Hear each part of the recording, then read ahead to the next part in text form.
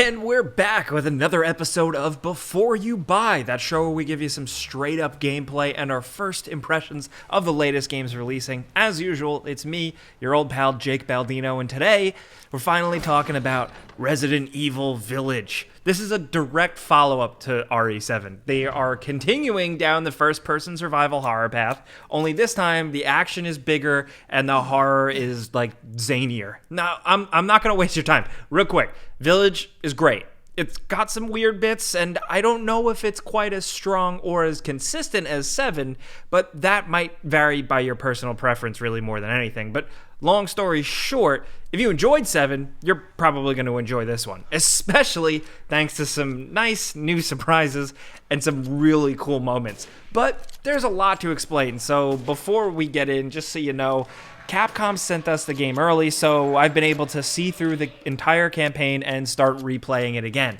This is captured on PlayStation 5, and importantly for you, no spoilers. I'm only showing the first few hours or so. A lot of this you may have seen in the demo. Half of this game is the surprises, so we tried to limit what you see here. And just one disclaimer, keep in mind, I've been a fan of the series since the original, and this was my most anticipated game of the year, so I'm coming in it from that angle. I really liked 7. I still wish the series was third person and more Resident Evil-y, but for the sake of argument, I'm going to put that aside and take this game in as is. Anyways, in this one, it picks up a little while after the events of 7, where the main character, Ethan Winters, and his wife have settled down now and had a baby. And as the first reveal trailer showed, Chris Redfield shows up and does some things and kidnaps the baby, and very quickly you're thrust into a zany adventure in a creepy, spooky village way out in seemingly the Romanian wilderness. Despite the light inspirations from Resident Evil 4, this feels a lot like 7 in that it's an adventure that constantly tries to one-up itself with weirdness and horror craziness the entire time. And you go from zone to zone that each feel like a different horror-themed amusement park inspired by a certain type of horror trope. Like, remember each Baker family member had their own area and vibe of horror? Well, so do the characters in Village. Now, the big question I always like to answer, and it's been asked a lot here, do you need to play all of the other Resident Evil games? No, technically, but I think you should. I'm going to dad you about that. But really, if you just want to play 8, you should at least play 7 first. Think of Resident Evil 7 as a good jumping off point for new fans. This is a direct sequel, and although the game gives you like a 60-second previously on type video, it's not quite enough. So try and find a time to play 7. But anyway, the game centers around this village. It's a collection of ramshackle buildings and plenty of secrets in the shadow of a massive castle. You venture away from the village to do cool stuff, but after every big moment or clearing an area or a boss, you always end up venturing back to this village, and you can usually use something new that you got to get access to another small area of the village and find new secrets and stuff. Now, this is where a lot of the meat of the game lies, and that's where its cleverness really is. The main paths are pretty straightforward. It's more combat heavy compared to 7. Ethan is more capable and trained now, and the game gives you way more in terms of ammo, weapon choices, and opportunity. There are still moments where you can be slick and avoid some combat, but for the most part, you're dumping lots of bullets into one of only a few different enemy types. The bosses are really cool, but for like the moment-to-moment enemies, I wish we saw a few more. They got a little boring after a while. Still, the gunplay is really satisfying, from the feedback of the weapons to the sound of them. And like, even though Ethan, and I guess me, if you can tell by the gameplay, like, we're not the best aim, it's still satisfying to blow someone back with a shotgun blast or get that perfect headshot pop splatter on a werewolf charging at you at full speed. It still has somewhat of a decent survival horror feel, while I think 7 got the resource management like just right. 8 gives you some more, but you still feel desperate a good amount of the time. You're constantly crafting yourself health, ammo, and throwables, and the sense of dread, the fear of running out of stuff is still there, but it's still not as intense. Pro tip, I definitely recommend if you're a veteran of the series to skip standard mode or skip normal mode. I thought normal was pretty tense in 7, but in 8 here, it's mostly a cakewalk. It's pretty easy, and I barely died. I am about halfway through my second playthrough on the next difficulty up, and it's a bit more satisfying and more appropriately stressful. But whatever you're playing on, it does put you in some zany, over-the-top monster combat situations, but they also do a couple of no-combat horror moments that might actually be a bit too much for people. It's fantastic. Other than the partial village setting, the other small Resident Evil 4 inspiration is the merchant and the gun upgrade inventory system and all that. It plays like 4 did. You know, there's a merchant character. This guy, the Duke, is less mysterious and has a lot more to say and is appropriately really strange as hell. But he sells you items, and you use coins you pick up from defeating enemies. And he can upgrade your weapons too. Rate of fire, ammo capacity, power, think stuff like that.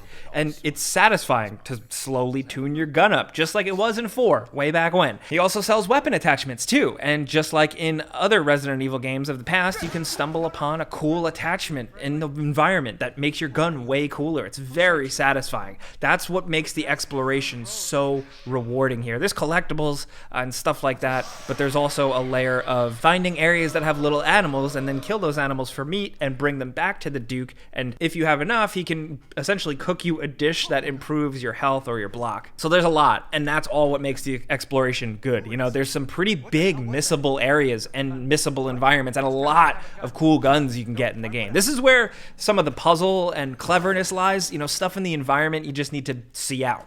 The main story doesn't really have much in terms of puzzles, unfortunately, more just finding things and figuring out where to put them. It's not really a lot of thought required. And for me, the other big part of this game is the experience. The excellent visuals, some really great atmospheric sound design. When there isn't any action is where I think actually the game does best. The environment design is downright incredible, dude. The vistas and sights this game gives you at certain points are unlike anything I've seen in a game. I wish I could show you them all without spoiling things, but I can't. The game looks really damn great most of the time. Also on PS4 Pro, where we tested it as well, but please note, after talking to some friends, it doesn't seem like it has an FOV or field of view slider on PC, so be aware. For some people, that can be really bothersome. Lengthwise, it's pretty much on par with most Resident Evil games. It feels a bit longer than Resident Evil 7 for me personally. I clocked in at 9.5 hours on my first playthrough, taking my time.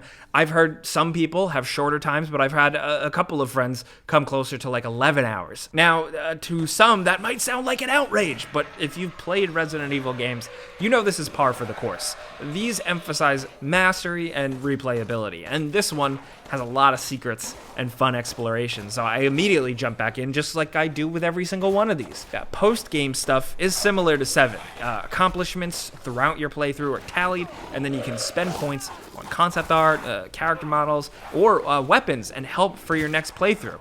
I like this. It's satisfying, and it encourages grinding through the game a few times, and each time things get either a bit more challenging or more fun with getting access to crazier weapons. Now, after you beat the game, you can also access Mercenaries Mode. It's a classic arcade-style fun challenge mode for fans. It's been around forever. We love it, but I appreciate the inclusion of it here, but it seems really simple and more of a shell of its former self, and it's not the same as it used to be. I'm gonna give it more time though. I didn't have too much time to play with this, but it just doesn't seem super involved or anything. It's not gonna like hook me too much. My one biggest sticking point, without going into spoilers, is the same issue I had with 7. It's some story stuff. I feel the same with Village as I did with Resident Evil 7. A pretty cool and interesting story for this new generation of Resident Evil games, but it really doesn't do anything at all for overall series fans. I'm not looking to be pandered with fan service or anything, but I just want something, because sometimes some of this craziness just feels a little meaningless. It's so hard to articulate and go into that without spoiling, so I can't really say anything, but in terms of just like a Resident Evil 7, Resident Evil 8 follow-up, I think the story succeeds there, and it does some really cool things. But just like 7, the way that this integrates itself into the broader series, or lack thereof, is disappointing.